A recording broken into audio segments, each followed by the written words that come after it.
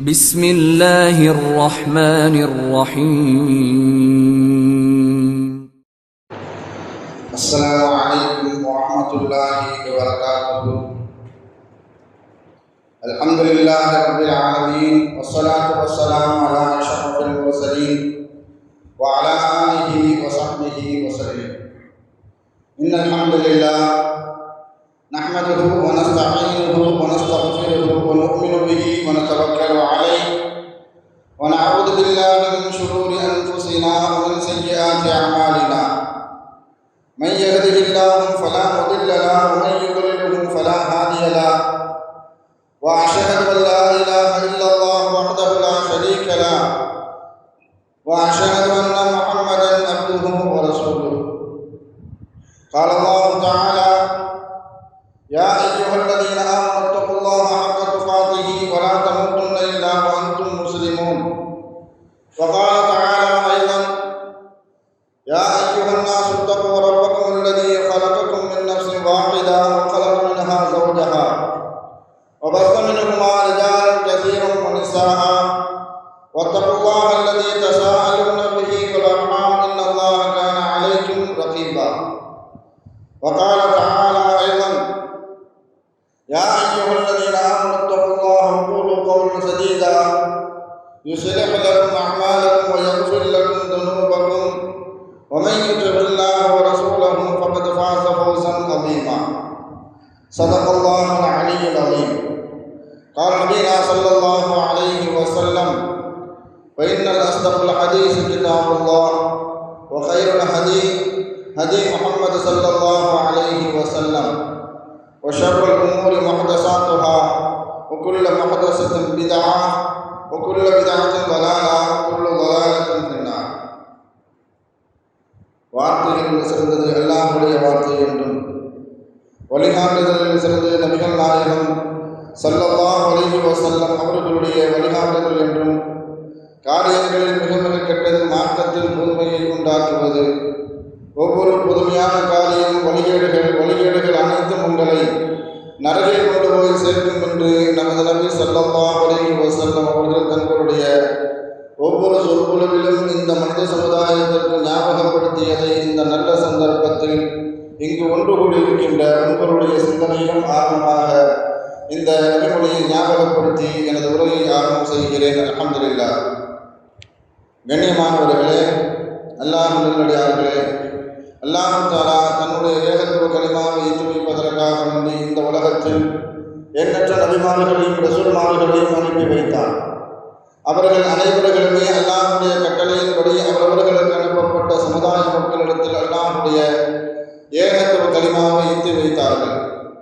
அத்தனை நபிமார்கள் மீதும் ரசூல்மார்கள் மீதும் இறுதியாக வந்த நமது நபி ஸல்லல்லாஹு அலைஹி வஸல்லம் அவர்கள் மீதும் அவர்களுக்கு இறங்கிய இறை செய்தியை கண்டும் காணாமல் கேட்டும் அப்படியே ஈமான் கொண்ட உத்தம சத்திய சஹாபாக்கள் சஹாபி பெண்களின் மீதும் அவர்களுக்கு பின்வந்த தாபின்கள் தபா தாபின்கள் இமாம்கள் நல்லவர்கள் மீதும் குறிப்பாக இந்த ஜும்மாவில் அல்லாஹ்வை பற்றியும் அவருடைய தூதர் முஹம்மது நபி ஸல்லல்லாஹு அலைஹி வஸல்லம் அவர்களை பற்றியும் தெரிந்து கொள்வதற்காக இங்கு ஒன்று கூடியிருக்கின்ற உங்கள் மீதும் என் மீதும் உங்களது குடும்பத்தார் மீதும் எனது குடும்பத்தார் மீதும் அல்லாஹ்வுடைய சாந்தியும் சமாதானமும் திருப்பொருத்தமும் மன்னிப்பும் இன்றும் என்றென்றும் உண்டாவதாக என்று கூறி எனது உரையை ஆரம்பம் செய்கிறேன். அல்ஹம்துலில்லாஹ்.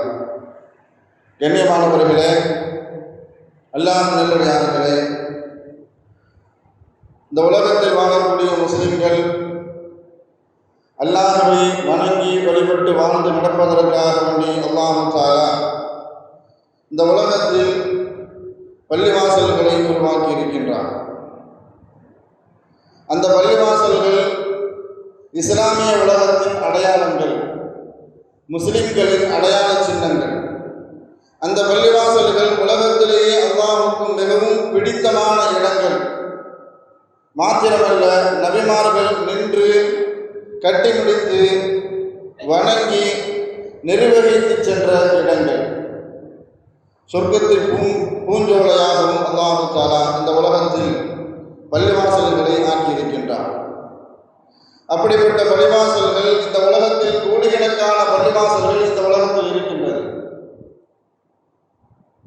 சொல்வதானால் விஞ்ஞான உலகமும் அறிவியல் கண்டுபிடிப்புகளும் இந்த விண்ணை தொடும் அளவுக்கு வளர்ந்து இருக்கக்கூடிய இந்த காலகட்டத்திலும் கூட பல மத ஆலயங்களும் வழிபாட்டு தலங்களும் மூடப்பட்டு காற்று வாங்கிக் கொண்டு இருக்கக்கூடிய இந்த கால சூழலிலும் கூட பள்ளிவாசல்களுடைய எண்ணிக்கை பெருகிக் கொண்டே தான் இருக்கிறது. உலகத்தில் ஒவ்வொரு நாளும் ஏதாவது ஒரு இடத்தில் ஒரு புதிய பள்ளிவாசல் கட்டப்பட்டு கொண்டே இருக்கிறது, அல்லது பள்ளிவாசல் கட்டுவதற்காக வேண்டி இடங்கள் வாங்கப்பட்டு கொண்டே இருக்கிறது, அல்லது பள்ளிவாசலினுடைய விஸ்தீரத்தன்மைக்காக வேண்டி பள்ளிவாசல்கள் விரிவாக்கம் செய்யப்பட்டு கொண்டிருக்கிறது, அல்லது பழைய பள்ளிவாசல்கள் இடிக்கப்பட்டு புதுப்பித்து கட்டப்பட்டு புனர்நிர்மாணம் செய்யப்பட்டு கொண்டே இருக்கிறது. ஆக மொத்தத்தில் இந்த உலகத்தில் பள்ளிவாசல்களுடைய எண்ணிக்கை அதிகமாகிக் கொண்டே இருக்கிறது.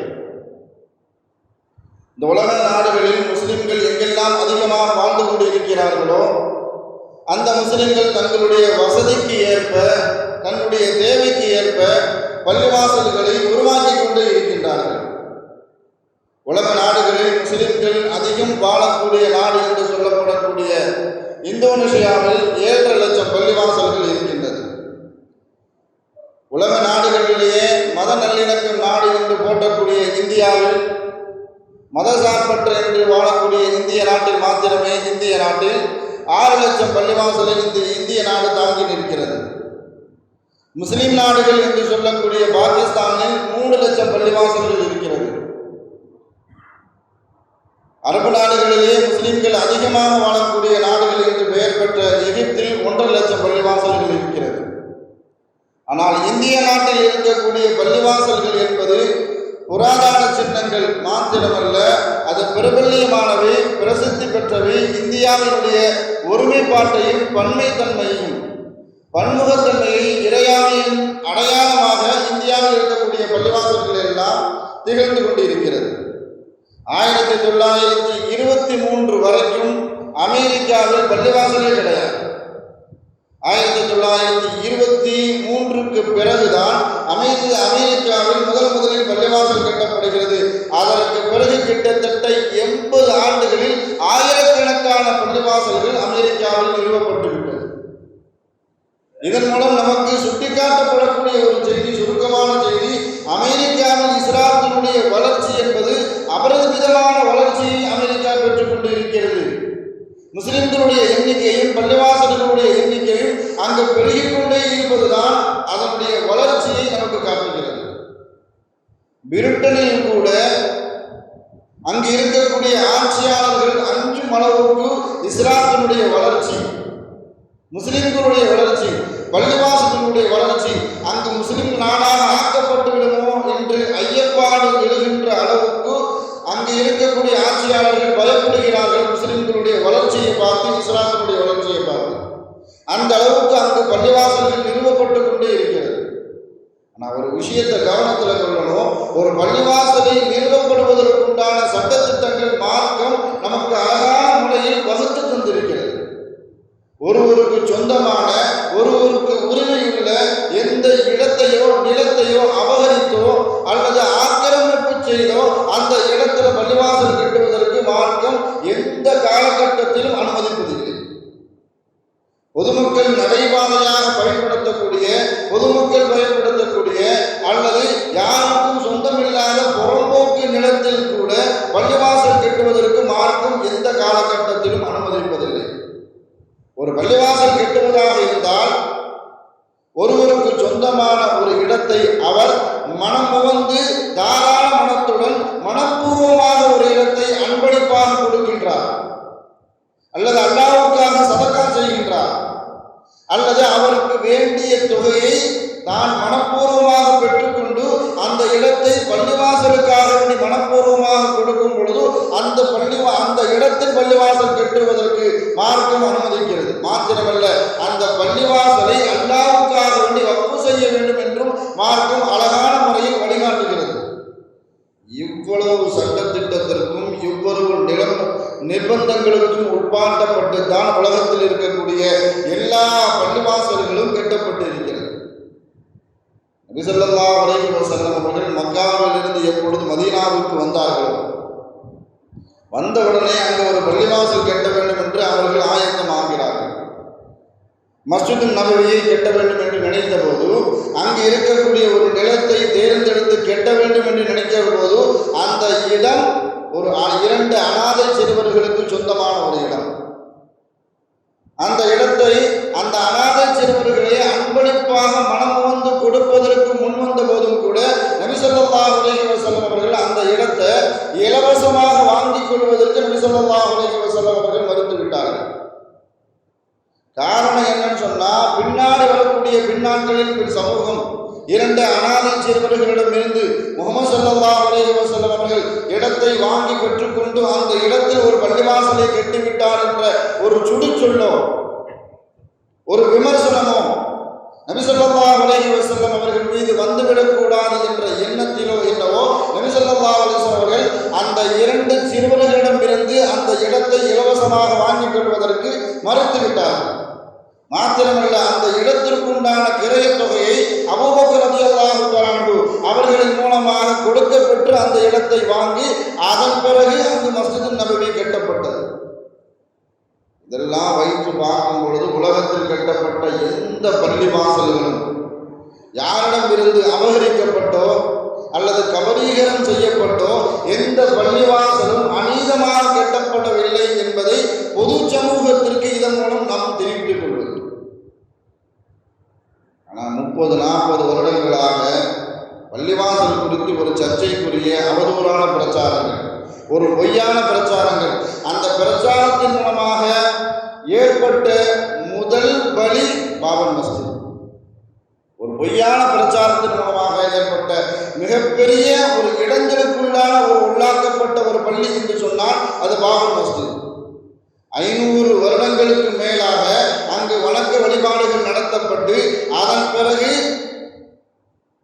நீதிமன்றத்தில் ஒரு பொய்யான ஒரு வழக்கு, அந்த இடத்து முகலாய மன்னர்கள், முஸ்லிம் மன்னர்கள் அந்த இடத்தில் இருந்த கோவிலை இடித்துவிட்டு ஒரு பள்ளிவாசலை கட்டினார்கள் என்ற ஒரு சர்ச்சைக்குரிய ஒரு அவதூறான ஒரு வழக்கை நீதிமன்றத்தில் தொடர்ந்தார்கள். மாத்திரமல்ல, தங்களுக்கு சாதகமாக தீர்ப்பையும் வாங்கிக் கொண்டார்கள். வாங்கி கொண்டதற்கு பிறகு அதனுடைய அடையாளமாக அங்கு இருந்த பள்ளிவாசல்கள் துகள் துகளாக நொறுக்கப்பட்டது. மாத்திரமல்ல, ஒவ்வொரு டிசம்பர் 6 முஸ்லிம்களிடமிருந்து அந்த இடத்தையும் அந்த பள்ளிவாசலையும் இடிக்கப்பட்டு கபலீகரம் செய்யப்பட்ட நிலையில் தான் ஒவ்வொரு டிசம்பர் 6 நாம் கடந்து வந்து கொண்டிருக்கின்றோம்.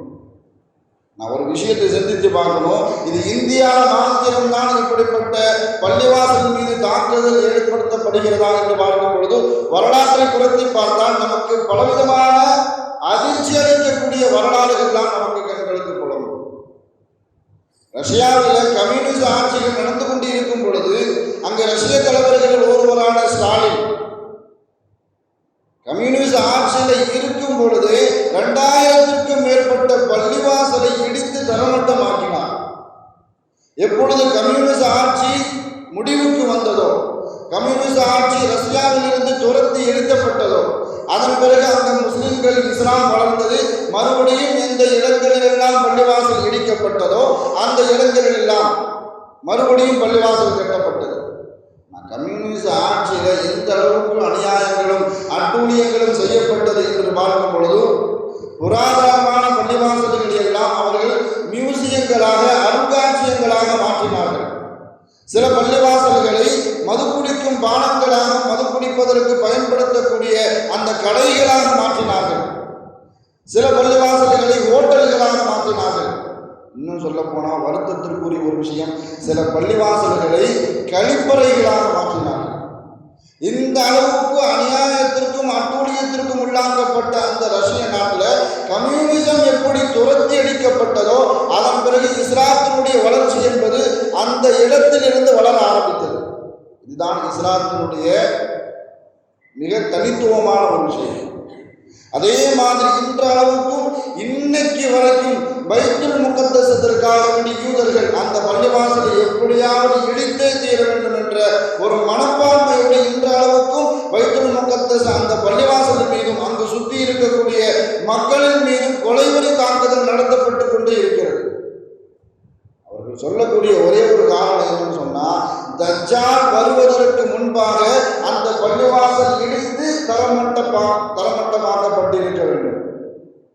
தஜ்ஜால் வந்துட்டாருன்னு சொன்னால் அந்த பள்ளிவாசல் இருக்கிறத பார்த்து அவர் கோபித்துக் கொள்வார். அவர்கள் சொல்லக்கூடிய ஒரே ஒரு காரணம் இதே தான், தஜ்ஜால் வர்றதுக்கு முன்னாடி பைத்துல் முகத்தஸை இடித்து விட வேண்டும். அந்த ஒரு காரணத்திற்காக வேண்டிதான் அந்த பைத்துல் முகத்தஸை இடிப்பதற்கு பலவிதமான சதிகள் செய்யப்பட்டது. எந்த அளவுக்குன்னு சொன்னால், இங்கு இருக்கக்கூடிய பாசிச சிந்தனை கொண்டவர்களுக்கும் அங்கு இருக்கக்கூடிய பலஸ்தீனத்தில் இஸ்ரேலில் வாழக்கூடிய யூதர்களுக்கும் மிகப்பெரிய ஒரு தொடர்பு. பைத்துல் முகத்தஸை இடிக்க வேண்டும், அது தானாக இடிந்து விழ வேண்டும் என்பதற்காக வேண்டி மிகப்பெரிய ஒரு சதித்திட்டம் தீட்டப்பட்டது. பைத்துல் முகத்தஸை நோக்கி ஒரு சுரங்கத்தை தோண்டினார்கள். அந்த சுரங்கத்திற்குள்ள எப்படியாவது தண்ணீர்களை நிரப்பி அதனுடைய அஸ்திவாரம் ஆட்டம் கண்டு அது தானாக இழுந்து விட வேண்டும். நாம போய் இழுத்துன்னு சொன்னால் உலக அளவோடு நம் நாட்டின் மீது எதிர்ப்பு தொடங்கிவிடும் என்பதற்காக வேண்டி யூதர்கள் இவ்வளோ பெரிய சதித்திட்டத்தை தீட்டினார்கள். அல்லாஹ் தஆலா முஸ்லீம் இன்ஜினியர்கள் மூலமாக அந்த சதி தடுக்கப்பட்டது, கண்டுபிடிக்கப்பட்டது. அதன் பிறகு அந்த சதி கைவிடப்பட்டது. ஆனால் இதுவரைக்கும் பைத்துல் முகத்தஸ் மீது ஏதாவது ஒரு வகையில தாக்குதல் நடத்தப்பட்டு கொண்டே இருக்கிறது. காரணம், அவர்கள்ட்ட இருக்கக்கூடிய ஒரு காலண்டர். யூதர்கள் ஒரு காலண்டரை தயாரித்து வச்சிருக்கிறாங்க. அவர்களுடைய கணக்கின்படி 5770வது வருடம் தான் 77வது வருடம் இருக்குது. அவங்க கணக்குப்படி தஜ்ஜால் இன்னும் சீக்கிரத்தில் அந்த உலகத்தை சந்திப்பார். அவர் வரக்கூடிய நாள் நெருங்கிக் கொண்டே இருக்கிறது. அதற்கு முன்பாக பைத்துல் முகத்தஸை எப்படியாவது தகர்த்து விட வேண்டும், தகர்த்து இடிமட்ட பலகளுக்குள்ளாக பக்கப்பட்டு அதை எப்படியாவது இடித்து விட வேண்டும் என்ற மனப்பான்மையோடு இன்று அளவுக்கும் அதை தகர்த்துவதற்காக முயற்சி செய்து கொண்டே இருக்கிறார்கள். இஸ்லாமியர்களுக்கு முதல் காபா, இஸ்லாமியர்கள் பின்பற்றி நடந்த முதல் காபா, உலகத்தில் நிறுவப்பட்ட முதல் பள்ளிவாசலுக்குள்ளும் காபாவின் மீதும் அது தாக்குதலுக்கு உள்ளாக்கப்பட்டது. கிட்டத்தட்ட 30,000 முஸ்லிம்களுக்கு மேல் தவாப் செய்து கொண்டு இருக்கக்கூடிய நிலையில் கொலை செய்யப்பட்டார்கள். கராமிதாக்கள் என்று சொல்லக்கூடிய ஒரு கூட்டத்தார்களாக கராமிதாக்கள் காபாவிற்கு சென்று மிகப்பெரிய அளவுக்கு கொலைவெறி ஆட்டம் நடத்தினார்கள். காபாவில் தவாப் செய்து கொண்டிருப்பவர்கள், குர்ஆன் ஓதி கொண்டிருந்தவர்கள், அங்கு தொழுது கொண்டிருந்தவர்கள் யார் என்று பாரபட்சம் பார்க்காமல் கிட்டத்தட்ட 30,000 முஸ்லிம்கள் கராமிதாக்கள் கொண்டுடித்தார்கள். மாத்திரமல்ல, அங்கு இருக்கக்கூடிய மேசாப் என்று சொல்லக்கூடிய அது இடித்து தரமட்டமாக்கப்பட்டது. ஹஜ்ருல் அஸ்வத் அந்த கல் கொள்ளையடிக்கப்பட்டு கராமிதாக்கள் கிட்டத்தட்ட 20 ஆண்டு காலம் ஹஜ்ருல் அஸ்வத் கல்வெளி இல்லாமையே அந்த காபாவில் தவாஃப் நடந்தது. பின்னாடி வந்த முஸ்லிம் ஆட்சியாளர்கள் அந்த கராமிதாக்களை எதிர்த்து சண்டையிட்டு அவர்களை வெற்றியடைந்து அதன் பிறகுதான் ஹஜ்ருல் அஸ்வத் காபாவுக்கு சென்று பொருத்தப்பட்டது. கிட்டத்தட்ட 12 பாகங்களாக பிரித்து விட்டார்கள். ஹஜ்ருல் அஸ்வத் கல்லை 18 துண்டுகளாக பிரித்து விட்டார்கள். ஆனால் ஒரிஜினல் ஹஜ்ருல் அஸ்வத் கல்லு முஸ்லிம்களுடைய கிடைத்தது வெறும் 7 கற்கள் தான் துண்டுகளாக கிடைத்தது.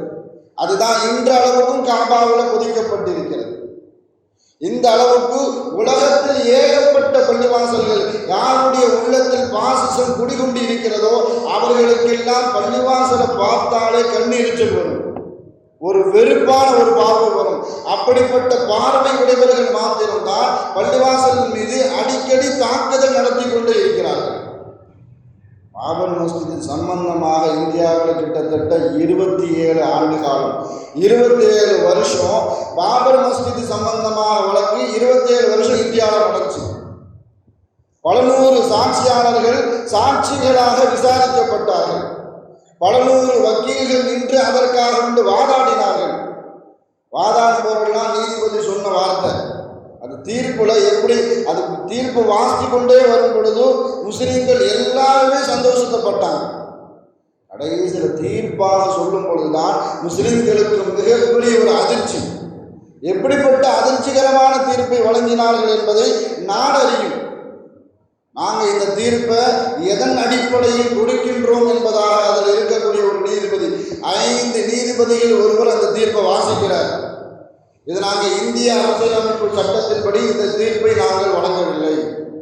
இந்தியாவில் வாழக்கூடிய பெரும்பான்மையாக வாழக்கூடிய மக்களின் கூட்டு மனசாட்சியின்படி நாங்கள் இந்த தீர்ப்பை வழங்குகின்றோம் என்பதாக சொன்னார்கள். ஆனால் தீர்ப்பு வழங்குவதற்கு முன்பாக அவர்கள் வாசித்த வார்த்தைகளெல்லாம் முஸ்லிம்களுடைய உள்ளத்தை அப்படி குளிரச் செய்து கொண்டே இருந்தது. பாபர் மஸ்ஜித் அது இந்தியாவுடைய புராதன சின்னங்களில் ஒன்று. அது பாதுகாக்கப்பட்டிருக்க வேண்டும். அதை இடித்தது தவறு. இடித்தவர்கள் குற்றவாளிகள், அவர்கள் தண்டனைக்குரியவர்கள். மாத்திரமல்ல, அந்த பள்ளிவாசலுக்கு கீழ் ஒரு கோவில் இருந்ததாக எந்த விதமான அடையாளமோ எதுவுமே நீதிமன்றத்திற்கு அதிகாரப்பூர்வமாக நிரூபிக்கப்படவில்லை. அப்படியெல்லாம் சொல்லிட்டு கடைசியில் சொன்னாரு, இடித்தவர்களுக்கு இடம் சொந்தம். யார் அந்த பள்ளிவாசலை இடித்தார்களோ அவர்களுக்கு அந்த இடம் சொந்தம் என்பதாக அந்த 5 நீதிபதிகளும் கையெழுத்து போடாமே என்ன செஞ்சிட்டாங்க, நாங்கள் தான் தீர்ப்பளிக்கிறோம் என்பதாக அந்த 5 நீதிபதிகளும் கையெழுத்து போடாமே தீர்ப்பளித்து விட்டார்கள். இதன் மூலம் என்ன சொல்ல நினைக்கிறாங்கன்னு சொன்னால், இந்தியாவில் எப்படிப்பட்ட வழக்காக இருந்தாலும் சரி சர்வசாதாரணமாக தீர்ப்பு வழங்க முடியும். பாபர் மஸ்ஜித் இடிக்கப்பட்ட அந்த நேரத்திலும் சரி, பாபர் மஸ்ஜித் வழக்கு சம்பந்தப்பட்ட தீர்ப்பு வந்த அந்த நேரத்திலும் சரி, தீர்ப்பு வாங்கியவர்கள் இடித்தவர்கள் சொன்ன யோகோபித்த கருத்து என்ன கருத்துன்னு சொன்னா, மதுராவும் இப்படித்தான், காசியும் இப்படித்தான், எங்களுடைய இலக்கு 3000 பள்ளிவாசல்கள். 3000 பள்ளிவாசல்களை இந்த இந்தியாவிலிருந்து இடித்து தரமட்டமாக்குவோம் என்பதுதான் எங்களுடைய இலக்கு.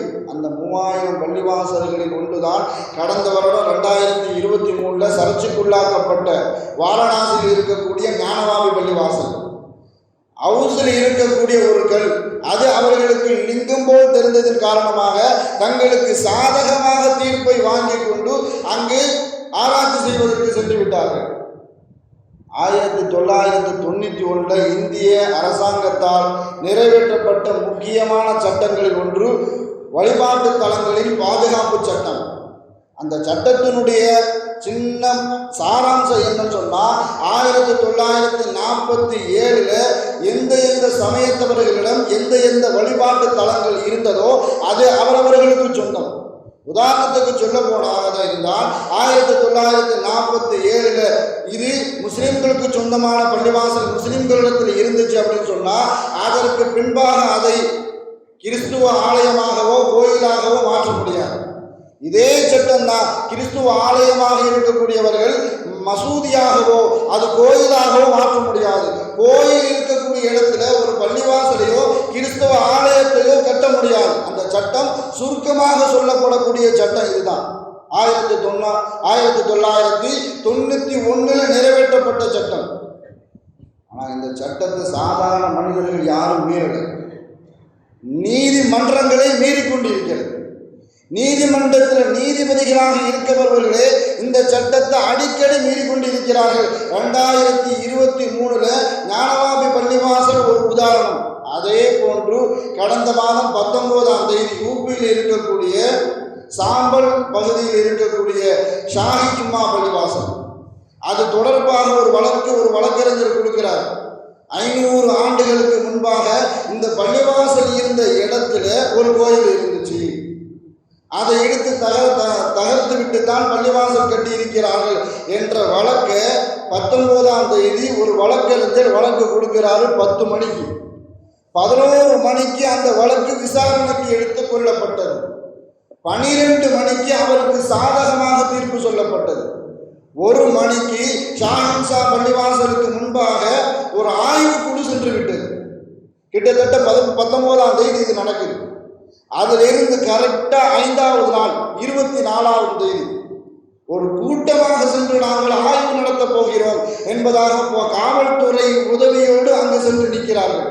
அங்கு இருக்கக்கூடியவர்கள் எல்லாம் பதட்டத்தோடு, எதற்காக நீங்க கூட்டமாக வந்திருக்கிறீங்க, என்ன விஷயம் சொல்லுங்க என்று சொல்லக்கூடிய நேரத்தில் அவர்களுக்குள்ள வாக்குவாதம் ஏற்பட்டு தள்ளுமுள்ளி ஏற்பட்டு அது மிகப்பெரிய கலவரமாக ஆக்கப்பட்டு பாதிப்பு இங்கே இருந்து ஆய்வு குழுவாக சென்றார்களே அவர்களுக்கோ காவல்துறைக்கோ எந்த விதமான பாதிப்பும் இல்லை. அங்கு ஏன் வந்தீங்க, எதற்காக வேண்டி வந்தீர்கள் என்று கேட்டவர்களுக்கு மத்தியில் 5 பேர் சுட்டுக் கொல்லப்பட்டார்கள், ஷஹீதாக்கப்பட்டார்கள். அது முன்னாடி நின்று செஞ்சது யூபி காவல்துறை. ஏன் வந்தீங்க என்று கேட்டதற்காக வேண்டி கிட்டத்தட்ட 5 முஸ்லிம்கள் படுகொலை செய்யப்பட்டார்கள். இந்த விஷயத்தை, இந்த காரியத்தை எப்படி அணுகியிருக்க வேண்டும்? அங்கு இருக்கக்கூடிய மக்களை அணுகி விசாரணை நடத்தியிருக்க வேண்டும். நாங்கள் இதை மாறி வருகிறோம், வரலாமா என்று கேட்டிருக்க வேண்டும். அல்லது பள்ளிவாசல் நிர்வாகிகளை அணுகி விசாரித்திருக்க வேண்டும். அங்கு இருக்கக்கூடிய காசியை அழைத்து விசாரித்திருக்க வேண்டும். அங்கு இருக்கக்கூடிய உலமாக்களை அழைத்து விசாரிக்க இருக்க வேண்டும். அங்கு இருக்கக்கூடிய முஸ்லிம்கள் சார்ந்த அமைப்புகளை சார்ந்த நிர்வாக பெருமக்களை அழைத்து விசாரிக்க வேண்டும். இது எதுவுமே இல்லை. ஒரு சார்பு வழக்கு கொடுக்கிறார்கள், அவருக்கு சாதகமாக வழக்கு தீர்ப்பு வருகிறது, உடனே விசாரணை. நபி ஸல்லல்லாஹு அலைஹி வஸல்லம் அவர்கள் சொன்னார்கள், உங்களுக்கு மத்தியில் ஒரு வழக்கு சம்பந்தமாக ஒரு வழக்கு வருதுன்னு சொன்னால் அது எதுவாக இருந்தாலும் சரி, ஒரு தரப்பு வாதத்தை மாத்திரம் விசாரித்து விட்டு அந்த வாதத்திற்கு தகுந்தால் போல் நீ தீர்ப்பு கொடுத்து விடாதே. மாறாக மறுதரப்பு வாதம் பிரதிவாதம் 2 வாதத்தையும் விசாரித்த பிறகுதான் நீ தீர்ப்பு கொடுக்க வேண்டும் என்பதாக நபி ஸல்லல்லாஹு அலைஹி வஸல்லம் அவர்களுடைய அழகான வழிகாட்டுதல். ஆனால் இங்கே என்ன நடக்குது அப்படின்னு சொன்னால், 10 மணிக்கு வழக்கு கொடுக்கப்படுகிறது, 11 மணிக்கு விசாரணைக்கு எடுக்கப்படுகிறது, 12 மணிக்கு தீர்ப்பு வருது, 1 மணிக்கு ஆய்வுக்குழு சென்று விட்டது. எல்லாம் துரிதமாக கிட்டத்தட்ட பாபர் மஸ்ஜித் சம்பந்தமாக 27 ஆண்டுகள் வழக்கு நடத்தப்பட்டது. ஆனால் இந்த ஷாஹின்ஷா சும்மா பள்ளிவாசல் சம்பந்தமாக கிட்டத்தட்ட 3 மணி நேரத்தில் எல்லாமே வந்துருச்சு. அதனுடைய விளைவு 5 பேர் படுகொலை, 5 பேர் படுகொலை செய்யப்பட்டார்கள். ஆனால் இதில் வருத்தத்திற்குரிய விஷயம் என்னன்னு சொன்னால், 1947க்கு பிறகு என்னென்னலாம் நடந்தது என்பதை இந்த உலக மன்றத்திற்கு நாம் எட்டி வைக்க கடமைப்பட்டு இருக்கிறோம். வரலாற்றை திருப்பி பார்க்கணும். 1947க்கு பிறகு எத்தனை புத்த மடங்கள், எத்தனை பள்ளிவாசல்கள் கோயிலாக மாற்றப்பட்டது என்பதை வரலாற்றை புரட்டி பார்த்தால் நமக்கெல்லாம் அதிர்ச்சியாக இருக்கும். ஹரியானாவில் இருக்கக்கூடிய குருநகார் என்ற பகுதியில் இருக்கக்கூடிய ஃபாரூக் ஷா என்ற ஜும்மா பள்ளிவாசல் கிட்டத்தட்ட 500 ஆண்டுகளுக்கு மேலாக பள்ளிவாசலாக வணக்கஸ்தலங்களாக புழங்கப்பட்ட அந்த பள்ளிவாசல் 1947க்கு பிறகு சுதந்திரம் கிடைக்கிறது. அங்கே இருக்கக்கூடிய மக்கள் எல்லாம் பாகிஸ்தானை நோக்கி செல்லக்கூடிய நேரத்தில் மெதுவாக அங்கே இருக்கக்கூடிய இந்துத்துவவாதிகள் அந்த பள்ளிவாசலை கோயிலாக மாற்றிவிட்டார்கள். அதே மாதிரி மகாராஷ்டிராவில் இருக்கக்கூடிய கில்ஜி ஜும்மா பள்ளிவாசல் 14வது நூற்றாண்டில் கட்டப்பட்ட கில்ஜி ஜும்மா பள்ளிவாசல், குதுபுத்தீன் கில்ஜி என்பவரால் கட்டப்பட்ட ஜும்மா பள்ளிவாசல். அந்த பள்ளிவாசலை இப்பொழுது எப்படி மாற்றிட்டாங்கன்னு சொன்னால், பாரத மாதா மந்திர் என்ற ஒரு பெயரில் பள்ளிவாசல் கோயிலாக மாற்றப்பட்டு விட்டது. அதே மாதிரி ஹரியானாவில் ஹரியாஸ் என்ற பகுதியில் இருக்கக்கூடிய தானேஸ்வர் பஹலூல் சாஹிப் என்ற ஒரு பள்ளிவாசல் கிட்டத்தட்ட 1351 கட்டப்பட்ட அந்த பள்ளிவாசல் வேலைப்பாடு 51 ஆரம்பித்து 1388 தான் அதனுடைய பள்ளிவாசலே நிறைவு பெறுகிறது. கிட்டத்தட்ட 37 வருஷம் கட்டப்பட்ட அந்த பள்ளிவாசல் பின்னாடி எப்படி மாற்றப்படுகிறதுன்னு சொன்னால், தானேஸ்வர் பகவான் கோயிலாக மாற்றப்பட்டு விட்டது. இப்படி 1947க்கு பிறகு எல்லா பள்ளிவாசல்களும், அதிகப்படியான பள்ளிவாசல்கள் எல்லாம் கோயிலாக மாற்றப்பட்டு இருக்கிறது. ஆனால் இந்த 3 கோயிலுக்கும் ஒரே ஒரு ஒற்றுமை என்னன்னு சொன்னால், எப்பொழுதுமே மாற்று மத சகோதரர்கள் கோயிலை கட்டும் பொழுது கும்பா வச்சு கட்டுவாங்க. யாரும் மினரா வச்சு என்ன செய்ய மாட்டாங்க, கெட்ட மாட்டாங்க. ஆனால் ஹரியானாவில் இருக்கக்கூடிய ஃபாரூக் ஷா பள்ளிவாசலும் தானேஸ்வர் பஹலூல் ஷா சாஹிப் பள்ளிவாசலும், அதே மாதிரி மகாராஷ்டிராவில் இருக்கக்கூடிய அந்த பள்ளிவாசல், இந்த 3 பள்ளிவாசலுக்கும் இருக்கக்கூடிய ஒரே ஒரு ஒற்றுமை, எல்லா பள்ளிவாசலுமே முஸ்லிம்களுடைய பழக்கம், ஒரு பள்ளிவாசல் கட்டினா கும்பா மாத்திரம் வைக்க மாட்டார்கள், மெனாராவும் சேர்ந்து வைத்து தான் பள்ளிவாசல் கட்டுவாங்க. ஒரு ஊரில் ஒரு பள்ளிவாசல் இருப்பதற்குண்டான அடையாளமே அந்த ஊரில் அந்த பள்ளிவாசலுடைய மெனரா வானம் நோக்கி நிமிர்ந்து நின்று பெரிய அந்த ஊரினுடைய அடையாளமாக இருக்கும். அப்படி கட்டப்பட்ட பள்ளிவாசல் பள்ளிவாசல்கள் தான் இந்த 3 பள்ளிவாசல்களும். இந்த 3 பள்ளிவாசல்களும் 1947க்கு பிறகு கோயிலாக மாற்றப்பட்டது. இப்ப இவங்க நினைக்கிற மாதிரி 500 வருஷத்துக்கு முன்னாடி இடிச்சுட்டு கோயிலை கட்டினாங்க என்று வழக்கு தொடுகிற மாதிரி புத்த மதத்தை பின்பற்றக்கூடியவர்களும் பள்ளிவாசலை இழந்த முஸ்லிம்கள் எல்லாம் வழக்கு தொடர்ந்தால் நாடு என்ன? நாடு எதை நோக்கி செல்லும் என்பதை நாம் சிந்தித்து பார்க்க வேண்டும். நாம் முஸ்லீம் சகோதரர்களுக்கு சொல்லக்கூடிய ஒரு விஷயம் என்னன்னு சொன்னா, எல்லா காலகட்டத்திலும் இறை தொடர்பை அதிகப்படுத்திக் கொள்ள வேண்டும். நபி ஸல்லல்லாஹு அலைஹி வஸல்லம் அவர்கள் தான் சொல்லி காட்டுவாங்க, அரிசிக்கு கீழே 7 பேருக்கு நிழல் கிடைக்கும். அல்லாஹ் எந்த விதமான நிழலுமே இல்லாத அந்த நேரத்தில் அல்லாஹ் தஆலா நிழல் கொடுப்பான். அதில் யார் பள்ளிவாசலோடு தன்னுடைய உள்ளத்தை தொடர்பு வைத்துக் கொள்வாரோ, ஒரு வக்து முடிஞ்சிருச்சு, அடுத்த வக்து எப்பொழுது வருதும், நாம் பள்ளிவாசலில் போய் எப்படி நாம் தொடர்பு வைத்துக் கொள்வோம், தொழப்போகிறோம் என்ற நினைவோடு இருப்பாரோ அவருக்கு அல்லாஹ் தஆலா அரிசுடைய நிழலில் 7 பேரில் ஒருவருக்கு அல்லாஹ் தஆலா அரிசுடைய நிழல் கொடுப்பான் என்பதாக ஸல்லல்லாஹு அலைஹி வஸல்லம் அவர்கள் அல்லாஹ் அடையக்கூடிய ஒரு சந்தோஷத்தை பற்றி ஸல்லல்லாஹு அலைஹி வஸல்லம் அவர்கள் சொல்லி காட்டுவார்கள். சஹாபாக்களை கூப்பிட்டு சொன்னாங்க, நீங்கள் எல்லாம் சுப செய்தி பெற்றுக் கொள்ளுங்கள். எப்படிப்பட்ட சுப செய்தின்னு சொன்னா, அல்லாஹ் ஒரு பள்ளிவாசலுக்குள் வருவதை பார்த்து அல்லாஹ் அதிகப்படியான சந்தோஷம் அடைகிறான். ஒருவர் அடிக்கடி பள்ளிவாசலுக்குள்ள வராருன்னு சொன்னா அவரை பார்த்து அல்லாஹ் சந்தோஷப்பட்டுக்கிட்டே இருப்பானா. தொழுகைக்காண்டி வரல, ஏதோ ஒரு காரியத்திற்காக வேண்டி அடிக்கடி என்ன செய்யறாரு, அவர் பள்ளிவாசலுக்கு வராரு, அவரை பார்த்து அல்லாஹ் தன்னுடைய மலக்குமார்களிடத்தில் அல்லாஹ் எந்த அளவுக்கு சந்தோஷம் பாராட்டி பேசுகிறான் என்பதாக ஸல்லல்லாஹு அலைஹி வஸல்லம் அவர்கள் சொல்லி காட்டும் பொழுது, நம்மை விட்டும் பிரிந்து சென்ற ஒரு உறவினர் ரொம்ப நாள் கழிச்சு வெளிநாட்டிலேருந்து வராரு, அல்லது ரொம்ப நாள் கழிச்சு வெளியூர்லேருந்து வராரு, அல்லது யாரையாவது ரொம்ப நாள் கழிச்சு நாம் ஒரு ஆளை பார்க்கக்கூடிய நேரத்தில் ஒரு பாலிய சிநேகிதனாக இருக்கிறார், நண்பதாக இருக்கிறார், அவரை பார்க்கிற நேரத்தில் நம்மளுடைய உள்ளத்தில் எந்த சந்தோஷம் ஏற்படுமோ, உன்னை பார்த்து ரொம்ப நாள் ஆச்சு, உன்னை பார்க்க மாட்டோம்னு நினைச்சோம் அப்படின்னு என்று நம்மளுடைய வார்த்தைகளால் சந்தோஷத்தை எப்படி வெளிப்படுத்துவோமோ அதை விடவும் பன்மடங்கு சந்தோஷத்தை பள்ளிவாசலுக்குள் அடிக்கடி வருவதை பார்த்து, ஒரு முஸ்லீம் வருவதை பார்த்து அல்லாஹ் மகிழ்ச்சி அடைகிறான் என்பதாக ஸல்லல்லாஹு அலைஹி வஸல்லம் அவர்கள் பள்ளிவாசலுடைய சிறப்பை பற்றி கூறும்போது இப்படி சொல்லி காட்டினார். நம்மளுடைய தொடர்பை அதிகப்படியான பள்ளிவாசலில் வைக்கும் பொழுது நம்ம பற்றி உண்டான பயத்தை எதிரிகளுடைய உள்ளத்தில் அல்லாஹ் தஆலா போட்டுருவான். யார் தவறான சிந்தனையில பாசிச சிந்தனையில இருக்கிறார்களோ அவர்களுடைய உள்ளத்தில் அல்லாஹ் தஆலா என்ன செய்வான், மாற்றத்தை கொண்டு வருவான் அல்லது ஹிதாயத்தை கொடுப்பான். இதெல்லாம் நம்மளுடைய நடைமுறையில் நாம் இடைத்தொடர்பை எப்பொழுது அதிகப்படியாக ஆக்கிக் கொள்வோனோ அப்பொழுதுதான் அல்லாஹ் தஆலா இப்படிப்பட்ட மாற்றத்தை எதிரிகளுடைய உள்ளத்தில் அல்லாஹ் தஆலா கொண்டு வருவான் என்பதில் எந்த விதமான மாற்று கருத்தும் இல்லை. அல்லாஹ் தஆலா அனைவரையும் பள்ளிவாசலோடு அதிக தொடர்புள்ளவர்களாக, அல்லாஹ் அதிக பிரியப்படக்கூடிய மனிதர்களில் ஒருவராக நம் சமூக மக்கள் அனைவரையும் ஆக்கி அருள் புரிவானாக என்று கூறி, வாழும் காலமெல்லாம் நோய் நொடிகள் இல்லாமல் உடல் ஆரோக்கியத்தோடு மன நிறைவோடு இன்பத்தோடு அல்லாஹ்வை நின்று வணங்கி வழிபட்டு வாழும் நசீபை எல்லாம் அல்லாஹ் உங்களுக்கும் எனக்கும் நம்ம ஈன்றெடுத்த தாய் தந்தையர்களுக்கும் நம் மனைவி மக்கள் உற்றார் உறவினர் யாவருக்கும் கொடுத்து அருள் புரிவானாக என்று கூறி இந்த வார்த்தையை நிவர்த்தி செய்கிறேன். வாஹிரு தஅவானா அல்ஹம்துலில்லாஹி ரப்பில் ஆலமீன். அஸ்ஸலாமு அலைக்கும் வரஹ்மத்துல்லாஹி வபரகாத்துஹு.